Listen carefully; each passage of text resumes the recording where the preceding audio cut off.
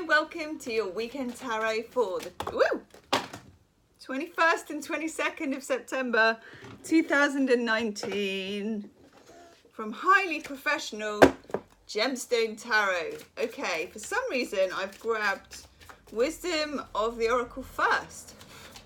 All right, let's run with it. Let's run with it. I'm going to give them a little bit of a big girl shuffle actually.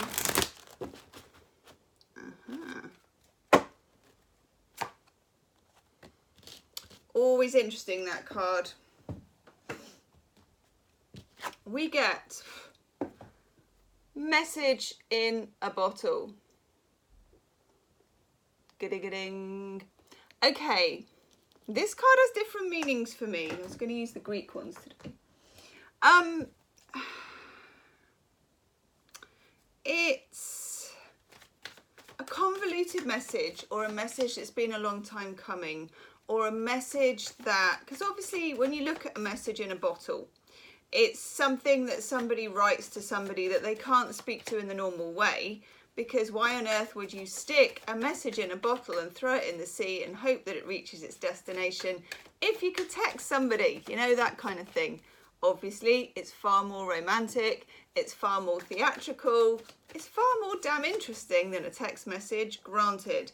But I'm just saying, it's usually the kind of communication that happens when you're in extremis, in separation, or desperado in some way. Oof. For me, it's also the card of, it can be kind of telepathy, or it can just be messages from people who should be connected with you but aren't in the most traditional sense at the moment for one reason or another. Yeah, and I would say, itchy eye, that if I'm pulling the Lovers, that for some of you it's in that category. Okay.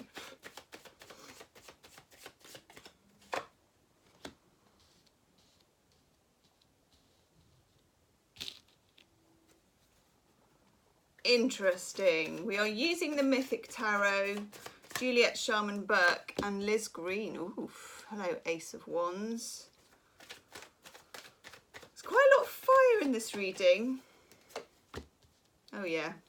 Some of you are dealing with a Leo, or are a Leo, yes. Or you're in a Leo-y situation. It's quite Leo-y. Of course, it can be Sagittarius, but gosh. Itchy nose and an itchy eye. What's occurring with this? In the middle of the reading, the Lovers, the Lovers. Here is Paris. He's got an apple. He's got these three amazing women in front of him. He's got Helen of Troy, the face that launched 1,000 ships. Aphrodite, the goddess of love. Sorry, that's Athene. Aphrodite, the goddess of love, and Helen of Troy here at the end. Athene is goddess of wisdom in war, warfare, and cleverness in war, among lots of other things. Okay. There's some kind of really stupid contest goes on between these three women for Paris, who, to be honest, is quite a drip in the Iliad. So I don't know why we're all competing over him, but hey, what's new? Anywho, there's some kind of competition. I think it may be a beauty contest or something. And he's got to give the apple to the woman that he thinks wins whatever the contest is.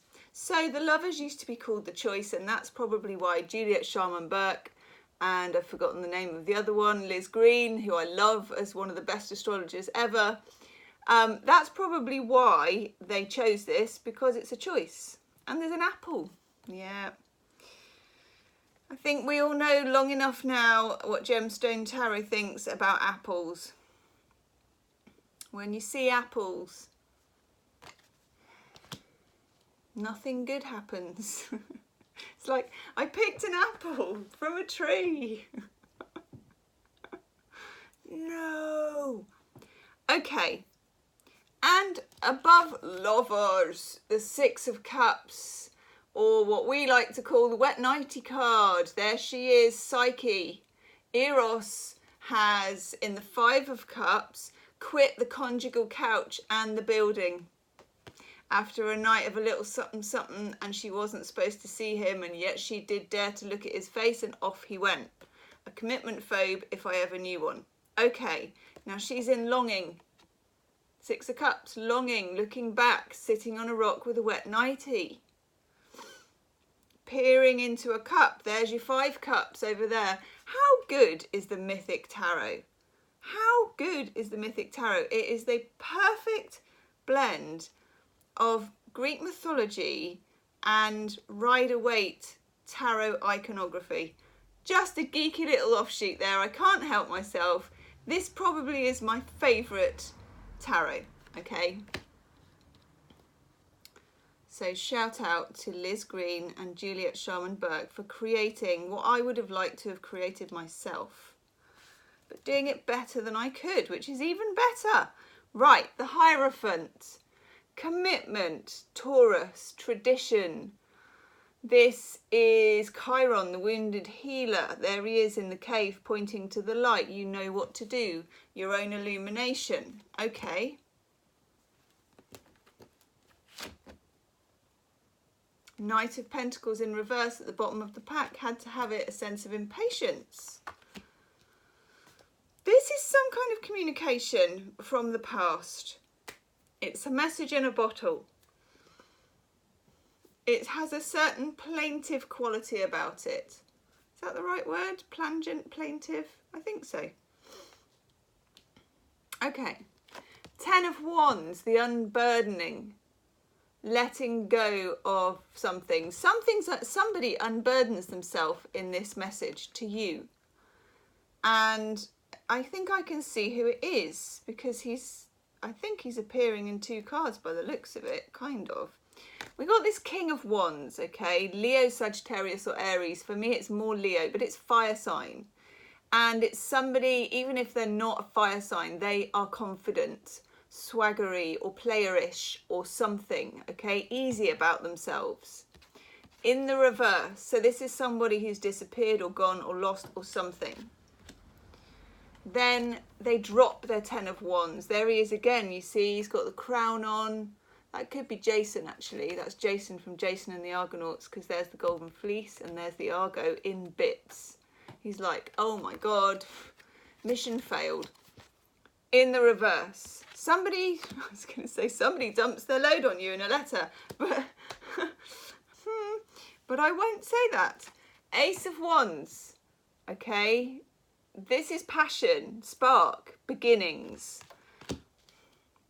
And then strength, which is the Leo card. Heracles here, overcoming the lion. 12 labours of Heracles. He's been through a lot, I think we can say, and learned to master himself in the process. 8 of Pentacles, Sun in Virgo. This can work. How can this work? This could be to do with work. It's either work, relationship, whatever it is. Somebody sends you the message in a bottle and you don't really know what to do with that. This may not be a daily. This may even spark a love reading. God knows when, but it might. Let's have a Brian and Wendy Frood, if we dare. That's really nice. I can't argue with you.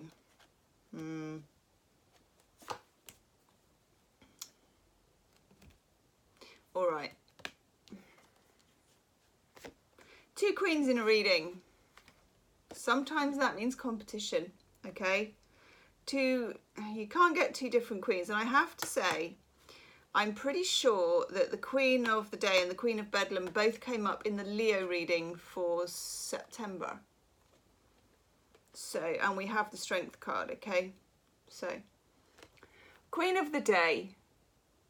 She's the queen of blessings and magic and loveliness and fortune and counting your blessings and positivity and light, okay? Queen of Bedlam. She's a freaking nightmare crazy lady. She's full of bedlam and spite and manipulation and... yeah, those are 2 very polar opposite people.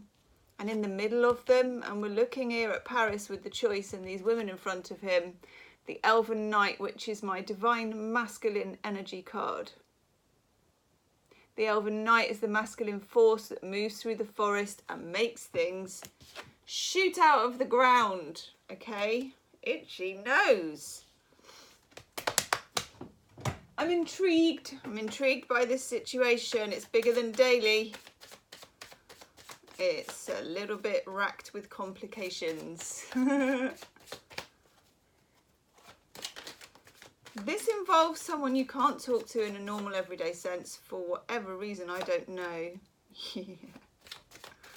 I knew you might come up. We're doing Romance Angel Oracle cards. You can't, well,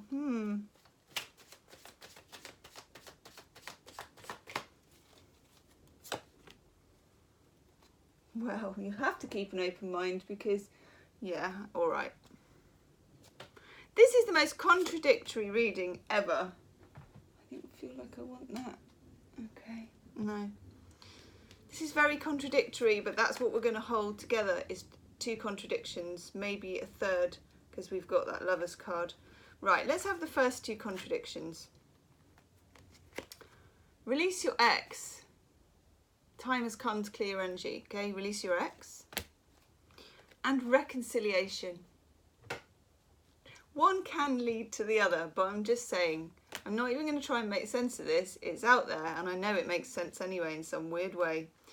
Express your love and keep an open mind. By God, I mean, you'd need to be a quantum physicist. This is like Schrödinger's love reading, okay? It could be, this relationship could either be A, dead, or B, alive. And until you look in the box, it's both at the same time. Oh my God. Oh my God. Okay.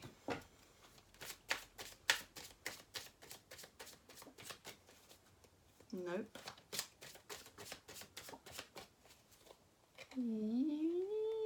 Yes. That one's come up so many times. Okay. More contradiction, I suppose, but nevertheless. The Metal King, discipline, armour and boundaries. I think that is needed, but also I think it might represent the other person. The Ringmaster of Scrutiny, discernment and details, a kind of Virgo and energy and vision. And then Sisters of the Seasons, divine order, natural growth. Seasons following as they will, and there is a certain amount of that in this reading. Some of it doesn't make sense, some of it's not meant to.